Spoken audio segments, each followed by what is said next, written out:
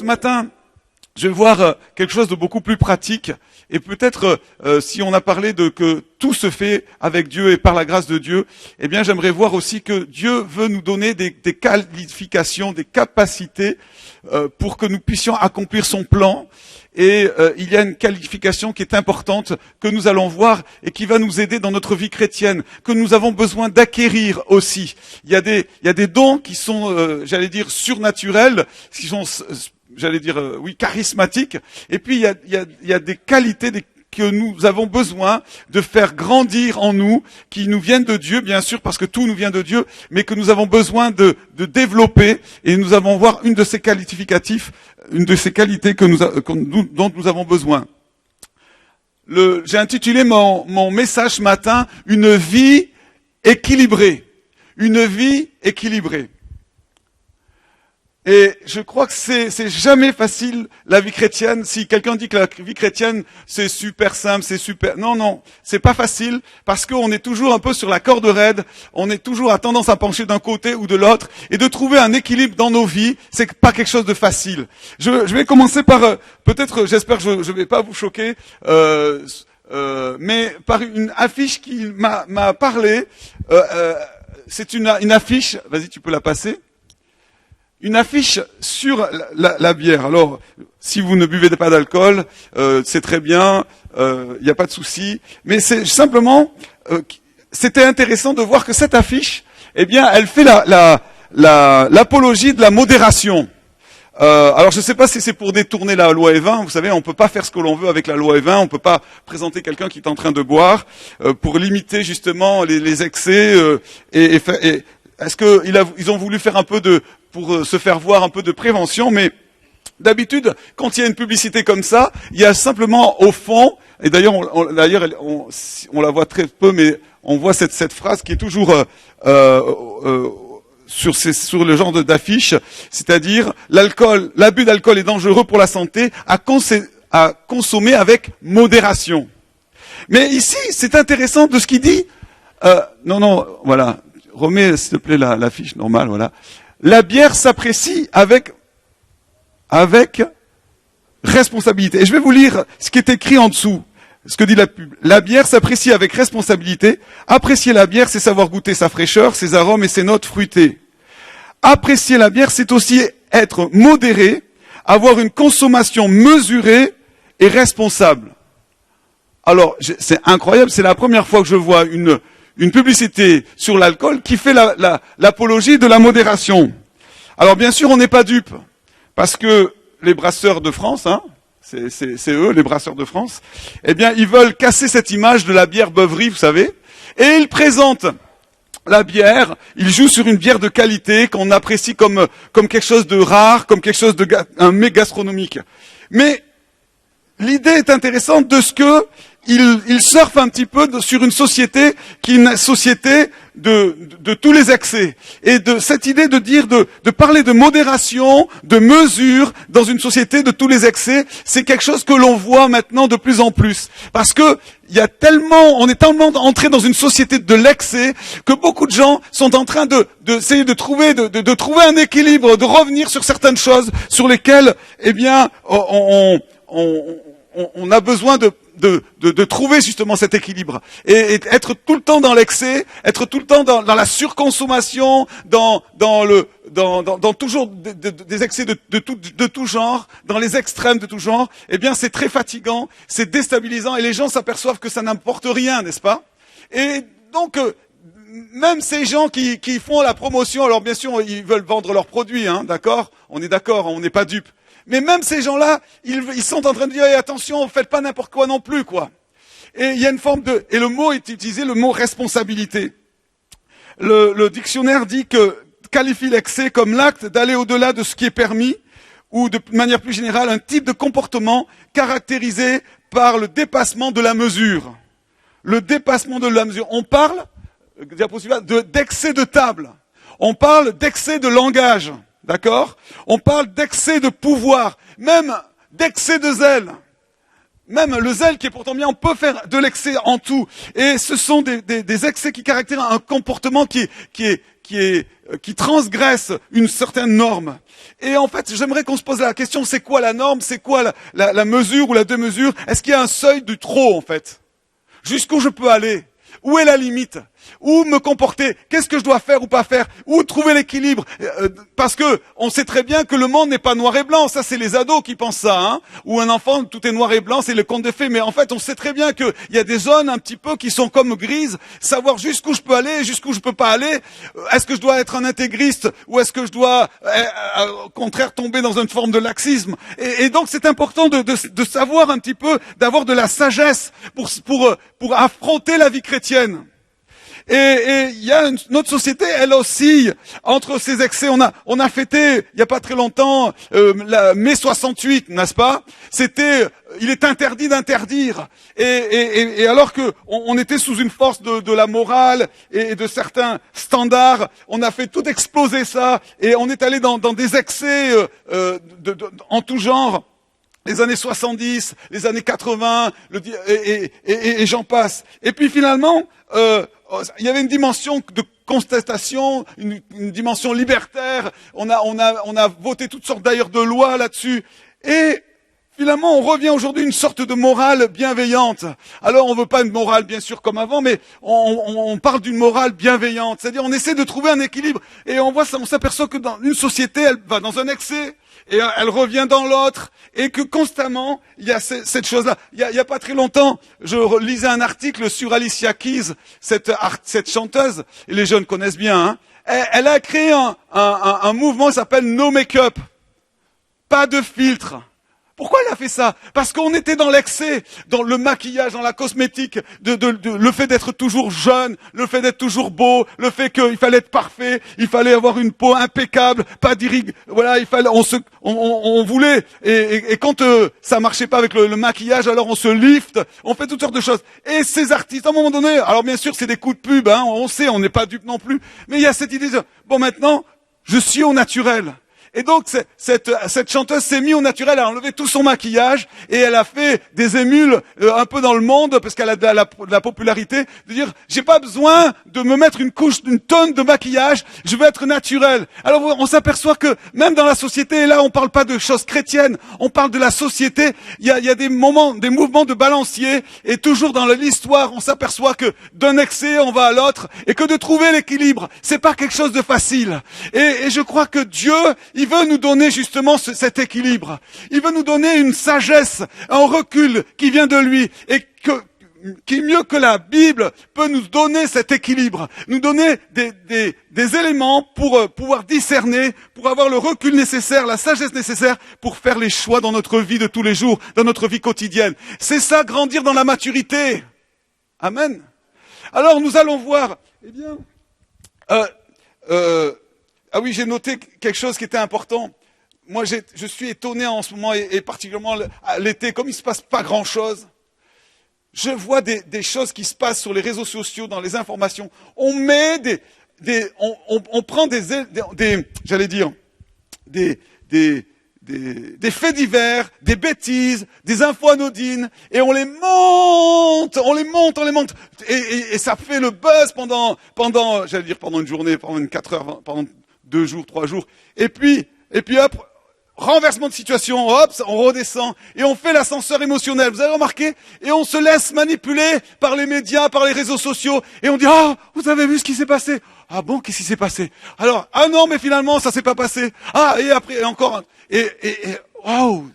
Et puis, constamment, on est là, on passe d'un haut en bas, et on est là, dans ce flot d'informations, et à un moment donné, il y a quelque chose que nous, en tant que chrétiens, on a besoin de faire. Oh, prends du recul. Dans tout ce que tu vois, dans tout ce que tu entends, dans tout ce qui est autour de toi, tu as besoin de recul. Et pour ça, il y a une qualité qui est dans la Bible, c'est trouver ce juste milieu. Eh bien, on va le trouver dans l'épître de Tite, si vous voulez bien. Prenez avec moi l'épître de Tite. Et c'est vrai que trouver le juste milieu, il y a tellement de pression familiale, de pression professionnelle, de pression sociale, que vous savez, les gens, aujourd'hui, ils perdent l'équilibre. ils perdent l'équilibre. C'est pour ça qu'ils vont voir toutes sortes de trucs zen, là, machin, pour essayer oh, il faut que je trouve l'équilibre. J'arrive pas. Ça va tellement dans tous les sens. Il y a tellement de fluctuations dans ma famille, dans ma vie de tous les jours, dans mon couple, dans mon travail, dans ce que je vis. Je monte, je descends, je monte, je descends. J'arrive plus à me poser, j'arrive plus à trouver l'équilibre. Même en vacances, j'arrive plus à trouver l'équilibre. Et je crois que c'est très important. Ce que dit ici Paul, chapitre 1 de Tite. Juste peut-être on va lire le verset 5. Je t'ai laissé en Crète afin que tu mettes en ordre ce qui reste à régler et selon mes instructions que tu établisses des anciens dans chaque ville. Amen. Donc, la ville de Crète. Et il donne des caractéristiques, on va le verra après. Verset 8. Mais donc que l'ancien, cet ancien, il donne les qualificatifs, soit hospitalier, ami du bien, et notez ce mot, sensé. Sensé. Juste, consacré, maître de lui, etc., etc. Verset 2 du chapitre 2 de Tite dit que les vieillards doivent être sobres, respectables, notez encore, sensés, saints dans la foi, dans l'amour, dans la patience, etc. Dit aux femmes âgées qu'elles doivent aussi donc il donne des caractéristiques, et ils doivent apprendre aux jeunes femmes à aimer leurs maris et leurs enfants et à être sensés. Chastes, occupés aux soins domestiques, bonnes, soumises chacune à leur propre mari, etc., etc., afin que la parole de Dieu ne soit pas calomniée. Verset 6, exorce de même les jeunes gens à être sensés à tous égards, en te montrant toi-même un modèle d'œuvre bonne, en donnant un enseignement pur, digne, une parole saine, inattaquable, afin que l'adversaire soit confus et n'ait aucun mal à dire de nous. Et le verset 12, en parlant, on va lire le verset 11, la grâce de Dieu, source de salut pour tous les hommes, a été manifestée. Elle nous enseigne à renoncer à l'impiété, au désir de ce monde et à vivre dans le siècle présent. Donc c'est dans la société dans laquelle nous sommes, dans la mentalité, à vivre d'une manière sensée, juste et pieuse. Amen. Alléluia. Alors on va d'abord, dans un premier temps, voir finalement c'est quoi être sensé. C'est quoi pourquoi est-ce que Paul il parle de cette caractéristique? Il faut comprendre le contexte de la lettre. Alors Crète, c'est si vous connaissez un petit peu la géographie, c'est quand même une grande île. Elle est assez importante. Et Tite a été envoyé d'ailleurs comme pour une mission apostolique. Il a été envoyé par Paul avec des instructions de Paul. Et selon la deuxième épître de Corinthiens, on sait que Tite a réglé pas mal de problèmes. Il a été, à un moment donné, envoyé à Corinthe, parce que vous savez qu'il y avait des problèmes à Corinthe. Il a résolu pas mal de situations. Ça a été un succès, son intervention. Et on sait aussi c'est quelqu'un qui a su organiser la collecte pour les pauvres de Jérusalem. Donc, Tite, c'est quelqu'un, contrairement à Timothée, qui avait parfois un petit peu de mal, qui avait besoin d'être encouragé, qui parfois avait besoin d'être ranimé dans sa flamme, de pas regarder un peu cette estime de lui-même en disant non. Tite, c'était quelqu'un, on sent que c'est quelqu'un qui est plus déterminé et qui sait ce qu'il fait, et c'est pourquoi il envoie dans cette église, dans ces communautés de Crète où c'est difficile, pour essayer de régler, de mettre de l'ordre. Et il lui demande donc d'instituer les anciens dans chaque église, de structurer ces églises pour qu'elles grandissent, pour qu'elles excellent en œuvre bonne. Et vous le lirez, le mot œuvre bonne plusieurs fois, au moins 5 ou 6 fois dans cette courte épître. Et bien, pour subvenir aux nécessités urgentes, dira-t-il au chapitre 3, verset 14, et ne pas être sans fruit. Et donc, il donne des qualifications à tous ceux qui doivent œuvrer, travailler dans la communauté. Par exemple, ici, dans le premier chapitre, pour choisir les anciens, il propose des qualifications sociales, familiales, doctrinales, personnelles. Et parmi ces qualifications personnelles, il y en a 5 négatives. Ils doivent pas être arrogants, colériques, dépendants de l'alcool, violents, avides. Et 6 positives. On trouve l'hospitalité, la droiture, la consécration, la maîtrise de soi, l'amour pour le bien. Mais il y a une qualification, celle sur laquelle j'ai insisté, qui est là non seulement pour eux, sensé, mais c'est-à-dire mesuré, équilibré. Mais j'aimerais qu'on se réfléchisse, pourquoi est-ce que Paul, il donne cette caractéristique aux anciens. Pourquoi il y en avait besoin de cette qualificatif de sensé? Alors, on peut comprendre que un leader, un responsable doit pas être colérique, ou un responsable doit pas être dépendant de l'alcool, hein, ou violent, d'accord? Mais pourquoi sensé?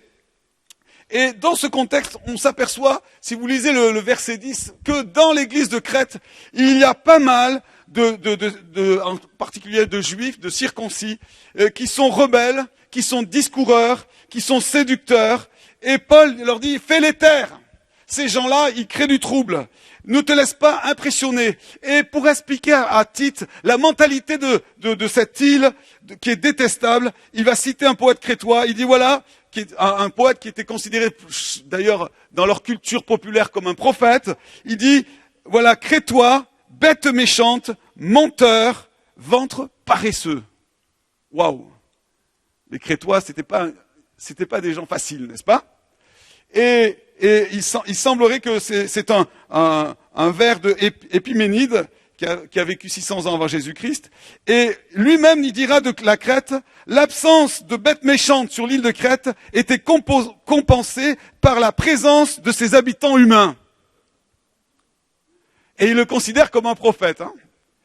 Il les taillait à fond, et pourtant il l'apprécie. Et il dit, voilà, il y avait une expression à l'époque qui disait jouer comme un crétois, ça voulait dire mentir. D'accord? Un peu comme à Corinthe, corinthiser, ça voulait dire faire des choses pas très claires au niveau de la sexualité. Eh bien, jouer comme un crétois, ça voulait dire mentir. Donc, ils ont une mentalité, il y a une ambiance, une mentalité dans cette île qui est détestable. Et c'est pourquoi les responsables, mais aussi tous les chrétiens, avaient besoin d'être irréprochables, avaient besoin de ne pas se laisser influencer par le style de vie, l'ambiance générale de cette culture crétoise. Parce que quand on est dans une culture, quand on est dans une mentalité, quand on est immergé dans cette mentalité, c'est tellement facile de se laisser submerger par cela, n'est-ce pas? Et c'est important, et c'est la même chose aujourd'hui, il y a une façon de vivre, il y a un style de vie qui nous entoure, et il faut savoir résister, en tout cas pas se laisser emporter par les excès de notre société, amen. Est-ce qu'on peut dire ça? Amen. Les excès de notre génération, c'est pourquoi il nous faut cette vertu, être sensé. Mais moi, ce qui m'a interpellé, c'est pas seulement qu'il a demandé ça aux responsables, d'être sensés, c'est-à-dire aux leaders de la communauté. Mais il l'a demandé à chacune des responsabilités. Il y a par exemple des qualificatifs qui sont demandés à deux catégories. Par exemple, aux vieillards, ils doivent être pas adonnés au vin. Et pareil pour les responsables. Ou plutôt pour les femmes âgées, pardon. Voilà, les femmes âgées. Pourquoi? Parce que les femmes âgées étaient dans l'enseignement. Les femmes âgées étaient souvent c'était comme des veuves aussi qui avaient une place importante et qui enseignaient les jeunes femmes. Et il fallait qu'elles soient dans l'exemplarité. Donc attention, de faire attention à ce que tu fais, à ce que tu dis, à ce que tu bois. Et c'est très important. Et de même, donc il y a par exemple la sobriété, on le trouve pour les vieillards et on le trouve aussi, alors pas dans le texte ici, mais dans 2 Timothée quand il est parlé des anciens, la sobriété aussi. Parce que les vieillards sont aussi des gens qui ont une influence prépondérante dans l'Église. Et ils ont de l'expérience et c'est important qu'ils soient sobres aussi. Et qu'ils montrent l'exemple aux jeunes. Donc, il y a des caractéristiques qui sont à certaines catégories. Mais le seul qui est à toutes les catégories, c'est-à-dire que ce soit des jeunes femmes, les vieilles, les vieillards, les responsables, les jeunes femmes, eh bien, toutes ces catégories, elles doivent être sensées. Amen. Elles doivent être sensées. Et ça, c'est important. Et même, c'est commun à tous, puisqu'il nous est dit à la fin, dans le verset 12, eh bien, que nous puissions, la grâce de Dieu, elle nous invite à vivre d'une manière sensée. Alors, qu'est-ce que ça veut dire sensé? Je ne sais pas quelle version vous avez. Moi, j'ai sensé. Vous avez modéré. une autre a traduit retenu, pondéré ou raisonnable. Et ce qui a donné vivre d'une manière sensée, d'une manière pondérée, de façon raisonnable, vivre même avec réserve. Et vivre, c'est la seconde qui dit selon la sagesse. Et il y a une notion qui est juste là quelque part. Et en fait, le mot sophrosuné, sophron, c'est-à-dire ce qui veut dire prudent en fait, qui veut dire retenu, qui veut dire sensé. Eh bien, je vous en ai parlé d'ailleurs dimanche dernier par rapport à la sagesse grecque, qui disait que ce mot, eh bien, pour les stoïciens, pour les disciples d'Aristote, faisait partie des 4 grandes vertus, le courage, la tempérance, la justice, et il y avait la sophrosuné, c'est-à-dire la prudence, le recul nécessaire. Et chez les Grecs, par exemple, c'était l'acte de ce mot, quand on utilisait ce mot, parce qu'il faut comprendre qu'est-ce qu'il veut dire Paul, quand il dit le sensé. Est-ce que ça veut dire du bon sens? Eh bien, à l'époque, ça voulait dire, c'était l'acte de penser, c'était une disposition pour délibérer de ce qu'il convient de faire en fonction de ce qui est jugé bon ou mauvais. C'est une forme de prudence, d'où vient le bon sens et la maturité. Et c'est finalement une science de celle des choses à faire ou ne pas faire. Et c'est Saint Augustin qui disait, la prudence et l'amour qui séparent avec lucidité ce qui est utile de ce qui est nuisible. Je répète, la prudence, c'est l'amour qui sépare avec lucidité ce qui est utile de ce qui est nuisible. C'est ce que dit Paul lorsqu'il parle aux Corinthiens. Tout est permis, mais tout n'est pas utile. Tout est permis, mais tout n'édifie pas. Tout est permis, mais je ne laisserai asservir par rien. Il y a une liberté.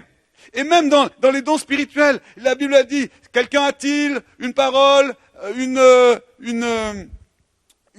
chant, une exhortation, qu'il la donne. Alors là, il y a une liberté, et remarquez tout de suite le cadre, pour l'édification de tous. C'est pourquoi il dit, par exemple, quand il y avait une surabondance de dons spirituels, il dit que 2 ou 3 prophétisent. Pourquoi il dit ça? Alors on peut en avoir 4, même 5. Mais il dit ça pourquoi? Parce qu'il faut avoir de la sagesse. Si le premier n'a pas fini de prophétiser, l'autre il continue à prophétiser, finalement, qu'est-ce que Dieu veut nous dire? On ne sait plus. On ne retient plus tout ce qui a été dit. Vous êtes d'accord avec ça? Et donc il y a une forme de recul, de sagesse, et même il faut évaluer, puisqu'il dit eh bien que quelques-uns prophétisent et que les autres jugent, mais pas dans le juge, condamnent, mais évaluent, c'est-à-dire prennent du recul à ce qui a été donné pour que je puisse discerner ce qui vient de l'homme, ce qui vient du Seigneur, ce qui vient peut-être éventuellement d'une chose un peu ténébreuse, et il faut avoir du discernement. C'est ça, être sensé, vous êtes d'accord avec ça? Donc, c'est très important. Ce mot est important.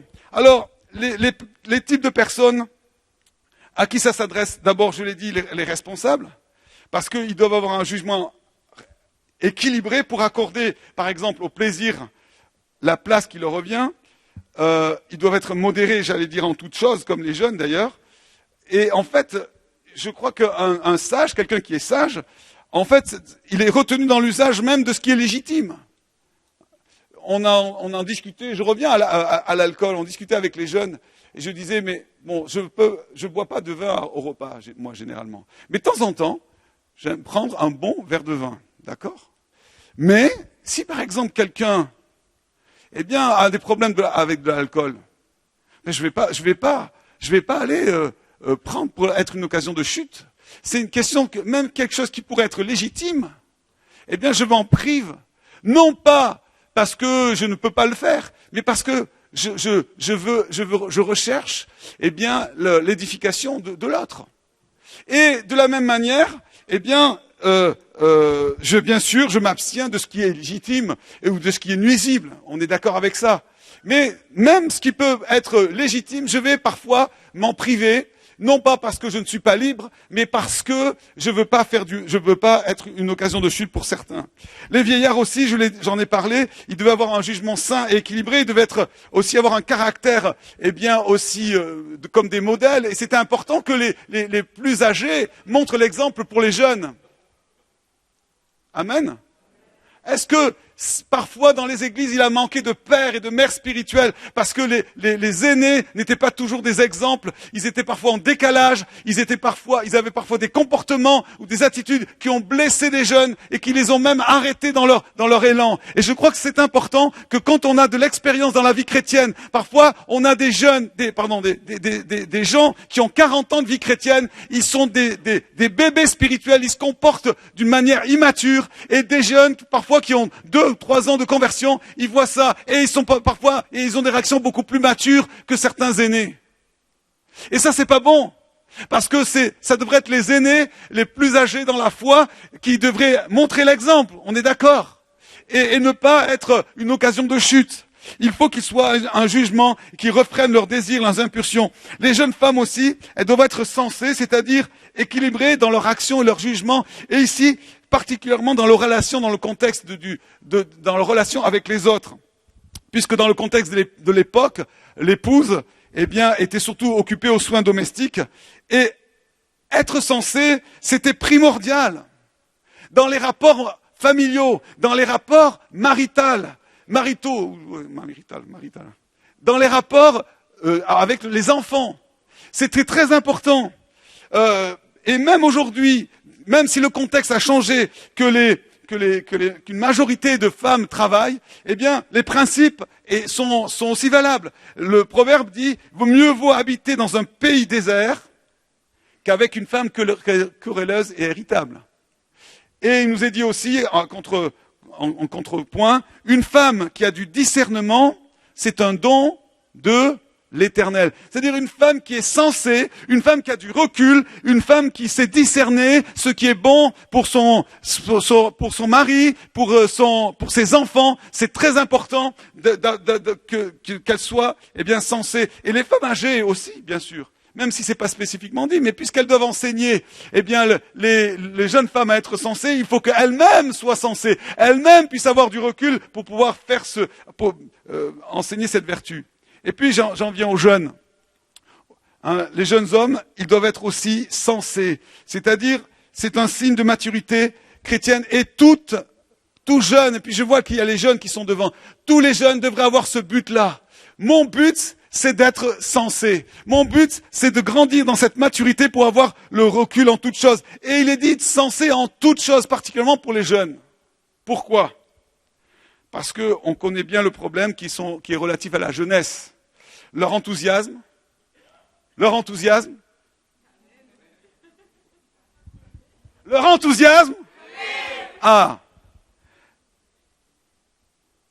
Parfois peut les conduire à faire les choses à la hâte, à faire les choses d'une manière irréfléchie, avec parfois une absence de conscience des dangers moraux et spirituels.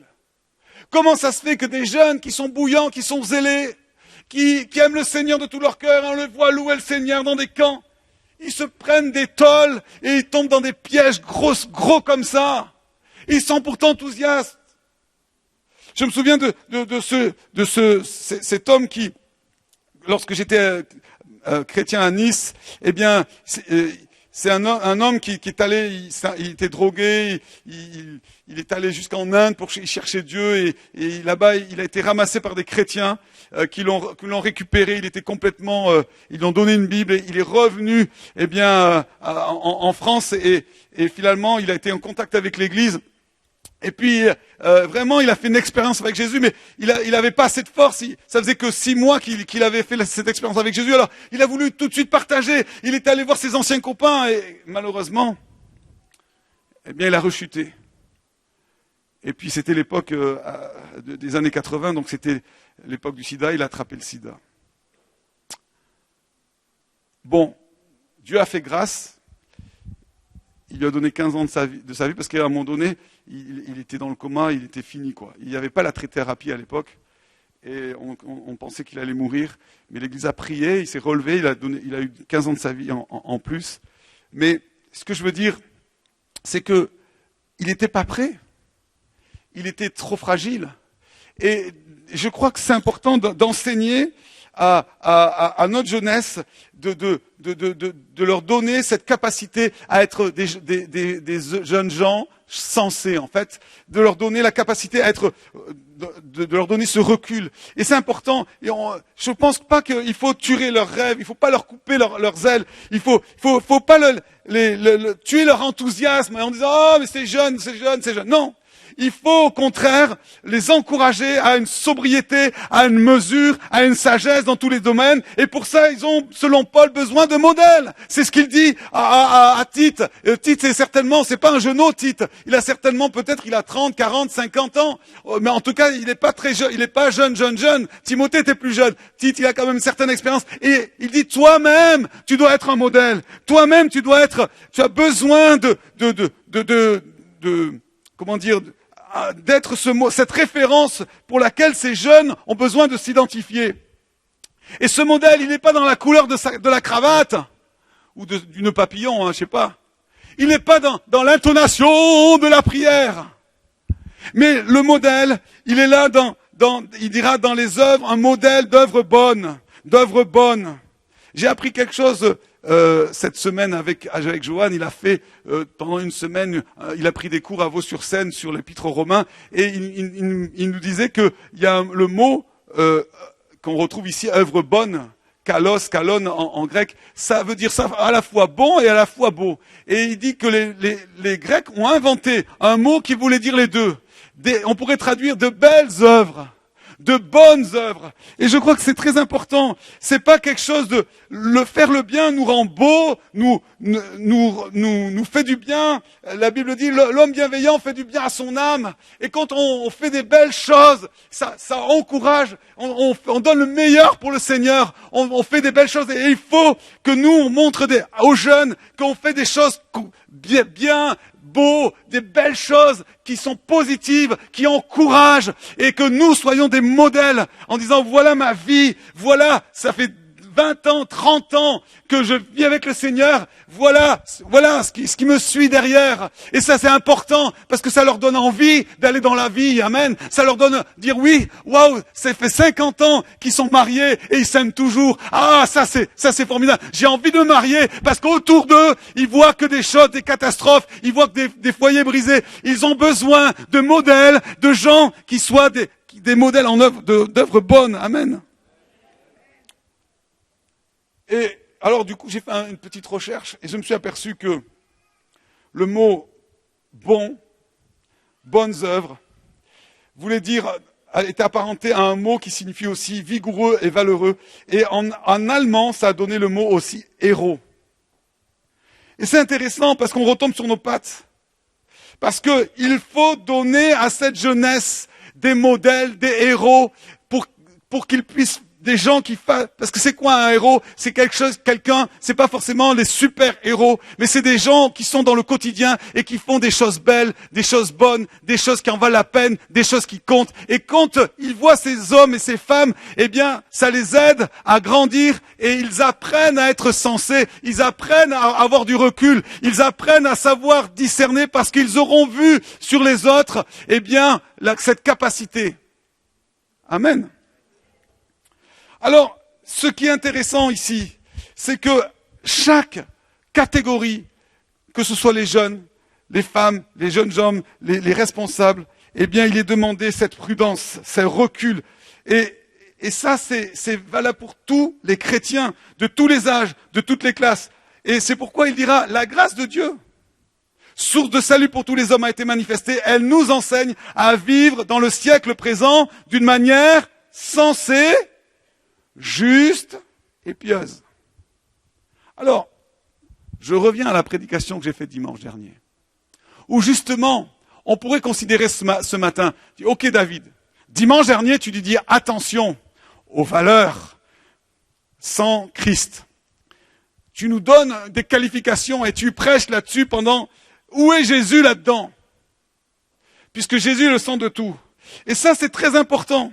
Nous ne pouvons pas séparer ces vertus, ces valeurs, cette qualité de recul, d'être sensé, d'être sage dans mes décisions, dans ce que je fais, de ce qui en fait la force, c'est-à-dire Christ. Et ce serait important que nos comportements, nos attitudes, nos qualifications soient pas fondés sur des nécessités qui sont imposées par la société ou de l'époque, mais sur Christ. C'est pourquoi, après avoir donné des conseils très pratiques, en disant voilà, les gens, ils doivent avoir telle qualification, les responsables celle-ci, les femmes celle-ci, les jeunes celle-ci, les aînés celle-ci, et dans ces qualifications, il y a la notion de prudence, de modération, de pondération. Et là, après avoir donné ça, il revient sur la grâce de Dieu. Il dit la grâce de Dieu, source de salut, elle a été manifestée en Christ. Cette grâce, elle nous pousse à renoncer à l'impiété, au désir de ce monde, de ce siècle présent, c'est-à-dire dans une société qui essaie de nous mouler, qui essaie de nous façonner, qui essaie de faire entrer sa pensée unique. Eh bien, elle nous pousse à vivre de manière sensée, juste et pieuse. Et on retrouve d'ailleurs un peu les caractéristiques de dimanche dernier. Juste, la justification, je suis justifié et juste. Pieuse, la sanctification, mais aussi sensée, c'est-à-dire avec une certaine sagesse, un certain recul. Et il y a même la rédemption, puisque regardez les versets 13, où il dit « En attendant la bienheureuse espérance et manifestation de la gloire de notre grand Dieu, il s'est donné lui-même afin de nous racheter de toute iniquité et de faire de nous un peuple qui lui appartienne, purifié par lui et zélé pour les œuvres bonnes. » Donc, même lorsque je parle de valeur, comme cette qualité d'être sensé, cette qualité, elle est basée sur la grâce de Dieu. Cette qualité, elle est basée sur ce que Christ a fait. Il a été pour nous justice, sanctification, rédemption, sagesse. Alléluia.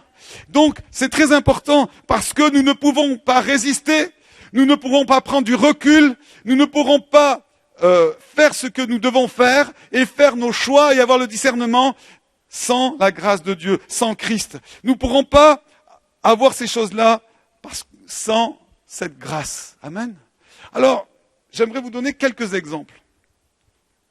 Parce que, comment faire, puisque la notion de sagesse, d'être sensé, c'est une notion d'équilibre. D'accord ? Je vais vous donner deux images. La première image, c'est l'image du balancier. J'en ai déjà un tout petit peu parlé. Et parfois, je vais dans un sens, et du coup, par réaction, par exemple, je fais confiance à tout le monde. Oh, je suis là, je suis un peu naïf, je fais confiance à tout le monde. Ah, tout le monde est beau, tout le monde est gentil. Paf, je me fais trahir. Ah, je vais de l'autre côté. Oh non, mais attends, lui, et si je me fais avoir? Donc, on est tout le temps à passer à cause de nos expériences, à cause de nos réalités, à trouver... J'ai vécu une éducation très très stricte, j'en ai souffert. Du coup, je suis super laxiste avec mes enfants. Mais c'est pas bon non plus. Parce que peut-être que trop de dureté c'est mauvais, mais trop de liberté non, c'est pas bon non plus. Donc, arriver à trouver l'équilibre en toutes choses. Et c'est pareil au niveau spirituel, dans tous les domaines. Donc, ce balancier, difficile. Et pareil, la deuxième image, c'est comme si on était sur une ligne de crête. J'ai mis la photo. On est là et on marche sur le chemin de la vie et je vais essayer d'être sur ce chemin étroit sans dévier, sous peine de perdre l'équilibre et de tomber soit d'un côté, soit de l'autre. Et finalement, le juste milieu, c'est toujours difficile à obtenir. L'équilibre, c'est difficile. On peut aller soit dans un extrême, laisser tout faire, soit dans l'autre extrême et tout fermer. Mais avoir une certaine liberté et une certaine stabilité, c'est pas facile, n'est-ce pas? Trouver cet équilibre, c'est pas facile. Alors, je vous donne quelques exemples. Par exemple, le caractère. Paul, il dit quoi? Quand je suis fort, quand je suis faible, c'est là que je suis fort. Je suis ce que je suis par la grâce de Dieu. Et il faut que, au niveau de notre caractère, je trouve ma personnalité, je trouve ce que j'ai reçu du Seigneur. Parce que ma faiblesse peut devenir une force. Mais ma force peut devenir une faiblesse. Et Dieu ne nous dépersonnalise pas, il nous rend meilleurs. Et il transforme nos faiblesses en force. Amen. Par exemple, le courage. C'est une qualité, c'est une caractéristique. Mais si je le pousse trop, ça peut être de la témérité, et je vais faire des folies. Et si je vais trop dans l'autre sens, ça va être de la lâcheté. La générosité, c'est quelque chose de bien. Mais si je le pousse trop, je vais tout dépenser sans discernement. Et si je vais dans l'autre côté, eh bien, je vais être pingre et radin. Donc, on s'aperçoit que, selon les qualités, si elles sont pas équilibrées, et si on les pousse dans un extrême, eh bien, ça peut être négatif. Et il y a des gens, par exemple, qui ont un tempérament, je dirais, colérique, par exemple. Colérique, pas dans le sens qu'ils se mettent en colère, mais on dit que ce sont souvent des leaders. C'est-à-dire des gens qui sont à la fois froids. Ça, c'est la faiblesse, parce que souvent, ils doivent prendre des décisions. Mais ils peuvent être aussi déterminés. Et Paul était un peu comme ça, c'était un leader. Par contre, il a progressé dans sa capacité d'ouverture aux autres, puisque il parle ensuite à Timothée, on voit une relation paternelle. Mais c'était un pharisien, c'était quelqu'un qui était froid, il voit quelqu'un se faire lapider devant lui, il va aller avec une lettre pour persécuter les chrétiens, il était intransigeant, il le dit lui-même. Donc il avait un caractère comme ça. Dieu l'a transformé, il lui a donné un cœur, mais il a gardé ses qualités de leader, il a gardé ses qualités de décideur, de courage, de détermination. Vous voyez Pierre, par exemple, il était plutôt un sanguin, il part au quart de tour, c'est la soupe au lait, et je crois que c'est important. Mais il était très friendly, j'allais dire, il était très amical, Pierre, c'était un peu voilà, c'était un leader aussi, mais il était assez chaleureux, mais du coup, parfois, il parle trop vite et il prend des mauvaises décisions. Mais il y en a d'autres, par exemple, quelqu'un qui est plus phlegmatique, eh bien, il peut être passif parce qu'il ne prend jamais aucune décision. Mais c'est aussi quelqu'un de calme, de posé, quelqu'un qui ne va pas se laisser forcément déstabiliser comme ça. Donc on s'aperçoit que nos forces peuvent être des faiblesses et que nos faiblesses peuvent être des forces. Et je crois que trouver l'équilibre n'est pas facile, n'est-ce pas ? Deuxième exemple, dans les relations. Est-ce qu'on est distant ou est-ce qu'on est collant ? Ok. Il y a des gens qui ont des problèmes relationnels.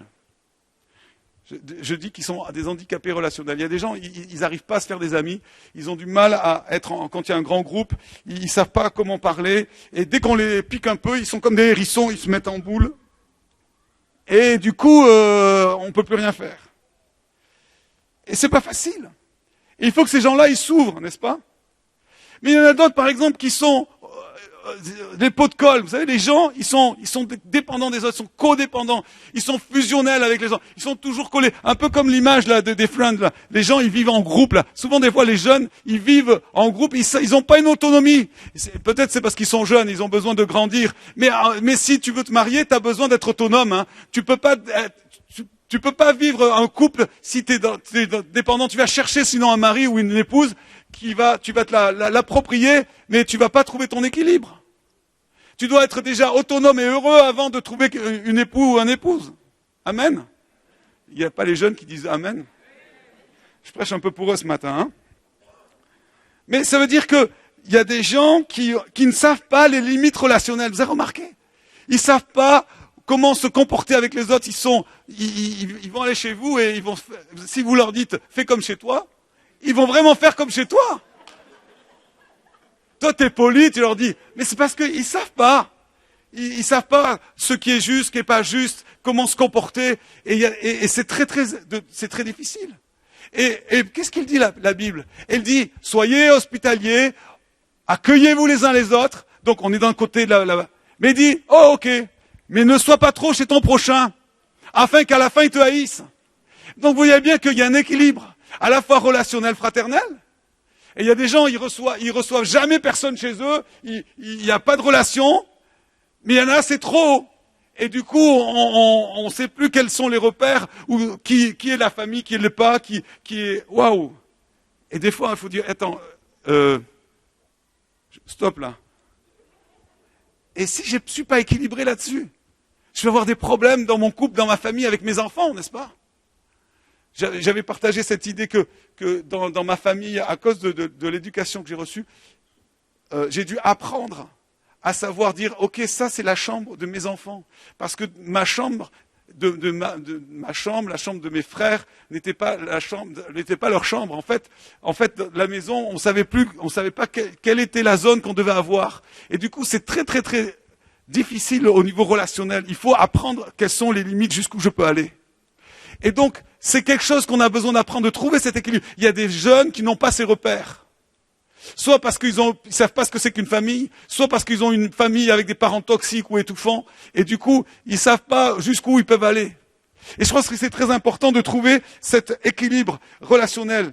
Il y a aussi la notion du corps. Alors, je vais attaquer un problème, là. Vas-y. Oh là là. Qu'est-ce qu'il dit Paul? Il dit, le corps, il dit, l'exercice physique est utile à peu de choses, mais la piété est utile à tout. Est-ce qu'il dit que l'exercice physique est inutile? Non. Il dit peu de choses comparé à la piété. Mais Paul, il parle souvent il prend des images des Jeux Olympiques, du coureur, du lutteur, celui qui combat. Et lui-même était quelqu'un qui était, parce qu'il faut pas croire, mais il marchait des kilomètres. Il avait une bonne santé physique, n'est-ce pas, pour faire tout ce qu'il fait. Et je crois que c'est très important de pas être négligé, de pas négliger son corps, de pas négliger ce qu'on est, parce que c'est le temple du Saint-Esprit, amen. C'est important de prendre soin de nous, de bien dormir, de bien manger, de pas manger tous les jours du poulet reconstitué de KFC, mais de manger, excusez-moi, mais franchement, Dieu nous a donné des belles choses. Hier, j'ai mangé des tomates qui viennent de la map. Je peux vous dire qu'entre les tomates belgiques qui grandissent sur du substrat et les tomates de mon petit producteur, ça fait une différence. J'ai même pas eu besoin de mettre de l'huile d'olive tellement qu'elles étaient bonnes. Je crois qu'il faut des choses saines, n'est-ce pas? Et je crois que c'est important que mon corps, je l'entretienne, je le soigne. Amen. Mais je peux aussi tomber dans les extrêmes et être là obsédé par ce que je mange, la manière dont je me comporte. Attention, non, là, il y a telle chose. Ah non, je prends pas ça parce qu'il y a tel produit dedans. Ah non, il me faut 3 heures pour faire mes courses parce que je dois regarder est-ce qu'il y a le E50, le E70, Ou alors, je vais pousser mon corps à l'extrême. Vous êtes d'accord avec ça? Et je crois qu'il faut, dans ce domaine-là, aussi, il faut être équilibré. Et je crois que Paul, il était capable de dire, je suis là dans la disette, mais je suis là aussi dans l'abondance. Il y a des moments où on est dans la disette. Et vous savez, de choisir, de prendre des trucs bio pendant que vous êtes dans la disette, c'est pas facile, hein. Mais je sais aussi faire dans l'abondance. Et il dit, je puis tout par celui qui me fortifie. Alléluia. Et je crois qu'il faut avoir un équilibre. Il faut faire les choses bien, mais il faut faire attention à ce que je fais. Vous voyez, je suis très pratique ce matin. Mais est-ce que c'est pas juste ce que je dis?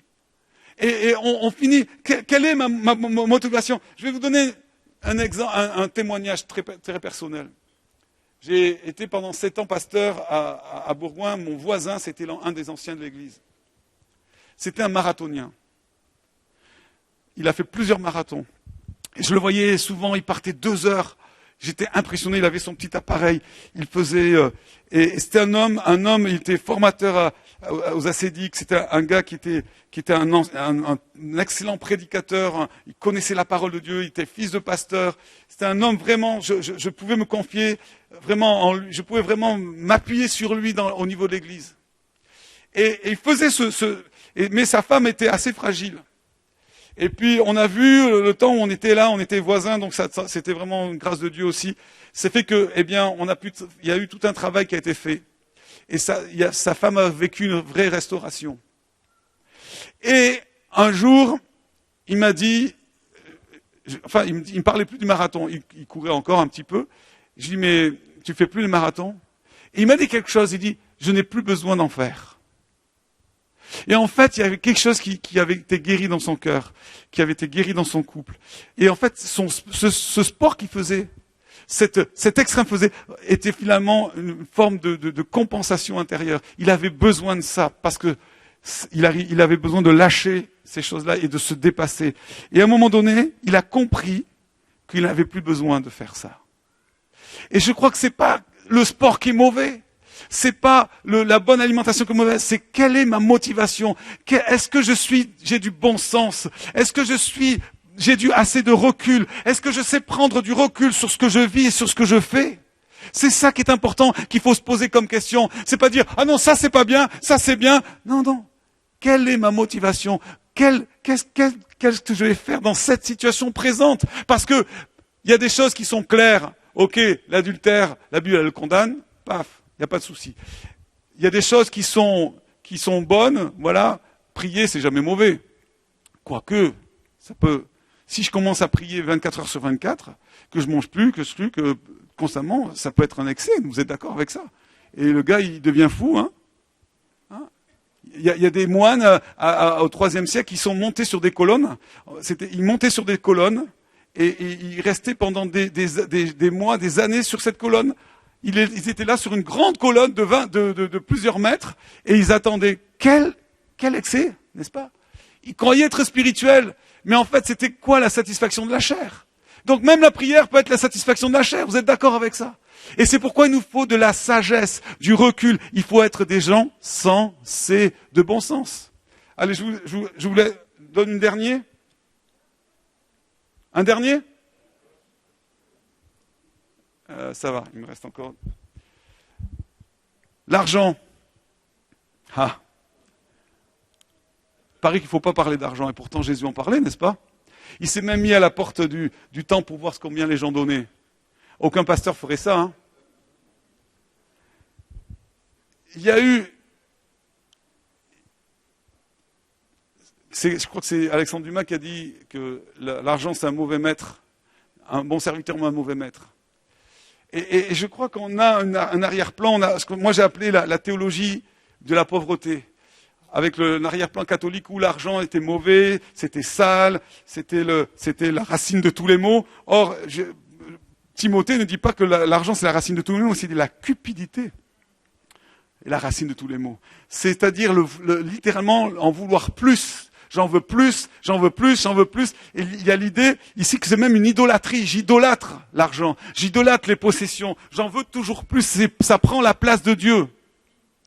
C'est pas l'argent qui est mauvais. Et alors, du coup, l'argent il y avait une théologie de la pauvreté. Pour être humble, il fallait être pauvre. Je suis avec les pauvres. Et si tu es appelé à aller travailler avec les chiffonniers ou les lépreux d'Inde, je suis sûr que tu vas pas arriver avec un 4x4 tout rutilant. Il y a des missionnaires comme ça qui sont allés dans des tribus qui avaient rien, qui mangeaient, qui avaient pas d'électricité, ils sont arrivés avec des gros trucs et les gens, ils ont pas été reçus.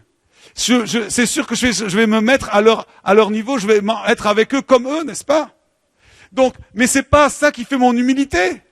C'est pas ça, non. C'est pas la théologie de la pauvreté. Console-moi, dis-moi que ça va mal, je me flagelle.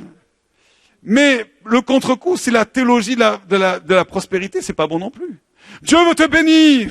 Oh, alléluia. Dieu veut te bénir. Dieu va te donner une super Porsche. Oh, alléluia. Dieu va augmenter ton compte en banque. Alléluia. Vous connaissez ces prédicateurs qui font ça? Mais c'est pas ce que Dieu dit, non plus. Paul, il dira, je sais être dans la disette et je sais être dans l'abondance, mais je puis tout par celui qui me fortifie. C'est-à-dire, la vraie théologie de Jésus et de la Nouveau Testament, c'est la théologie de la gestion. C'est avec ce que j'ai, Dieu va m'aider à le faire fructifier avec sagesse et modération. Et il dira d'ailleurs dans la parabole, il dira, à un tel on a donné un talent, c'est-à-dire qui est une grosse somme quand même, je crois que c'est 6000 deniers, c'est pas mal. À un autre, il en a donné 2. Et à un autre, il en a donné 5. C'est-à-dire, s'il en a donné 5, c'était qu'il est capable de gérer 5. Mais peut-être t'es pas capable d'en gérer 5. Mais avec le denier que tu as, tu peux faire quelque chose, n'est-ce pas? Tu peux le faire fructifier. Tu peux bien le gérer. Et il y en a qui en ont reçu 5 et ils le dilapident et ils font n'importe quoi avec. Donc, Dieu nous dit, sois responsable. Sois mature. Essaie de prendre du recul sur les positions. Te laisse pas engloutir par ça. Te laisse pas aspirer par ça. Mais ce que tu as reçu, tu le gères pour le bien de l'autre. Et Timothée dira, en parlant aux riches, vous qui avez de l'argent, eh ben, bénissez ceux qui en ont pas. Bénissez et soutenez ceux qui en ont pas. Si tu as reçu plus, eh bien, tu partages avec ceux qui ont moins. Alléluia. Ça veut pas dire que tu vas donner toute ta fortune. Si tu as à cœur de le faire, tu le fais. Mais il faut que ça soit conduit. Est-ce que vous comprenez? C'est la maturité qui fait que je veux être quelqu'un de sensé. Et c'est très important. Et je terminerai peut-être, on va sauter la sexualité, j'en parlerai plus avec les jeunes, peut-être s'ils m'invitent à leur réunion de jeunesse. Non, pas maintenant. Les émotions. Dictates.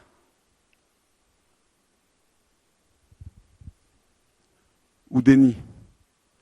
Vous savez qu'il y a beaucoup de gens qui enferment leurs émotions à l'intérieur et ils en ont peur et ils ne veulent pas montrer parce qu'ils ont été parfois blessés, ils se sont enfermés à l'intérieur d'eux-mêmes. Et ça, c'est pas équilibré. Et ils souffrent et ils ont des maladies même. Parce qu'ils ont de la colère, ils n'arrivent pas à l'exprimer. Ils ont de la tristesse, ils l'enferment. Quelqu'un a dit que quand on pleure pas, par exemple, c'est un médecin qui a dit ça, quand on pleure pas lors d'un deuil, on n'arrive pas à exprimer la tristesse. C'est nos organes qui pleurent. Et parfois, des gens ont des maladies, on dit psychosomatiques, mais ils ont vraiment une maladie. Ils ont des problèmes dans les organes. Parce qu'ils ont gardé tout ça au fond. Il y a des gens comme ça, et je crois que c'est important de dire ces choses-là. Si je suis en colère, j'ai le droit d'être en colère. J'ai le droit d'être triste. J'ai le droit d'être angoissé. Jésus a été angoissé. Jésus a été triste. Jésus a été en colère. Jésus a pleuré. Jésus a tressaillé de joie. Jésus avait des émotions. Mais ça, c'est tous ceux qui gardent. Mais il y a aussi tous ceux qui se laissent surmonter par les émotions, qui sont dans le sentimentalisme, qui sont dans l'émotivité, et sont tout le temps à fleur de peau, et du coup, ils n'ont pas ce recul. Et c'est pourquoi on a besoin d'être sensé. C'est ça, avoir du recul sur ce que je ressens, sur ce que je vis. J'ai besoin de regarder la situation, de dire, ok, je suis triste. D'accord. Pourquoi je suis triste? Oui, c'est normal que je sois triste. Je viens de perdre ma maman. Ou je viens de perdre une relation, c'est difficile. Ok Seigneur, viens me consoler. Je me répands devant toi. Ou je suis en colère parce que j'ai vécu une injustice. C'est pas juste. C'est normal que tu sois en colère. Seigneur, tu vois, je suis pas content. Je te parle de cette colère-là. Seigneur, interviens fais-moi justice. Seigneur, transforme ta colère en intercession, plutôt que d'en vouloir à tout le monde ou te détruire toi-même. Donc, les émotions, elles sont là. Et c'est cette capacité, ce sensé, ce sophrosune, ce sophrone, qui va me permettre de dire, Seigneur, j'ai besoin d'être quelqu'un de modéré, de pondéré, d'avoir du recul. Alléluia. Et quand tu sens que ça monte, quand tu sens que tu n'arrives pas à maîtriser, tu as besoin d'appeler la puissance du Saint-Esprit. Dis, Seigneur, tu vas m'aider. Seigneur, par ta grâce, tu vas m'aider à mener une vie sensée, une vie pieuse et une vie juste. Alléluia. Et je vais terminer en conclusion, c'est ça, avoir du recul et de la motivation en toutes choses. Et j'avais cette image que j'aimerais vous laisser, que j'ai reçue pendant le culte. J'avais cette image que parfois, on est un peu comme ces bateaux, vous savez. Et il y a le vent, et en tant que pentecôtiste, on croit au Saint-Esprit. Amen. Est-ce qu'on croit au Saint-Esprit? Et parfois, on se laisse, comme le vent qui souffle dans nos voiles, ça souffle et ça nous fait avancer. Et c'est bien d'avoir de cet enthousiasme, ce feu, cette passion pour le Seigneur. C'est bien et il faut le garder. Amen. Mais dans un bateau, il y a une voile, mais il y a aussi un gouvernail. Et c'est ce qui me permet de garder le cap. Et ce gouvernail, c'est la parole de Dieu. Et c'est ce qui va me permettre, si je me laisse aller à ce que tout dit la société, si je me laisse aller à tout ce que dit l'un ou l'autre, ou un tel, si je me laisse aller par mes émotions, si je me laisse aller par mes pulsions, si je me laisse aller par toutes sortes d'idées, de pensées qui me viennent, eh bien je vais être tout le temps comme ballotté à tout vent de doctrine. Je suis là comme un bateau, comme une coquille de noix, ça souffle de tous côtés. Alors parfois c'est le Saint-Esprit qui souffle, mais parfois ce sont des vents de philosophie, des vents d'une mentalité inique, des vents de la société qui me perturbent. Et je sais pas, je suis comme un enfant. Mais Dieu, il dit non, maintenant ça suffit. Tu n'es pas un enfant. Tu es un enfant de Dieu et il faut que maintenant tu grandisses. Il faut que tu sois quelqu'un de sensé. C'est quelqu'un qui sait prendre des décisions, qui a du discernement, qui a prendre du recul dans les situations. Et si tu es trop pris par la situation, alors prends un temps de recul avant de prendre tes décisions, parce que sinon, tu vas être un bateau comme une coquille de noix sur la mer de cette société et de ce monde. Tu as besoin du gouvernail de la parole de Dieu. Seigneur, tu as dit ça dans ta parole. Je m'appuie sur ta parole. Voilà, c'est ce qui va me permettre de discerner ce qui est agréable, juste et parfait, le vrai du bon, l'utile de l'inutile, le légitime de l'illégitime. Je veux avoir ce discernement pour percer à jour et dire, voilà, cette personne-là, elle veut me conduire dans l'erreur et me faire tomber dans un piège. Hop, ça clignote dans mon esprit, parce que je sais que là, c'est pas juste, c'est pas bon, c'est pas une belle œuvre, c'est pas un bon modèle. Je veux me retirer parce que c'est toxique pour moi, c'est en train de me détruire. Alors tu prends ce recul parce que tu es sensé, parce que tu es pondéré, parce que tu es modéré, parce que tu es sage. Ça, c'est la sagesse selon Dieu. Alléluia. Alors on va ensemble demander cela au Seigneur. On va se lever tous ensemble et on va dire, Seigneur, donne-nous cet équilibre.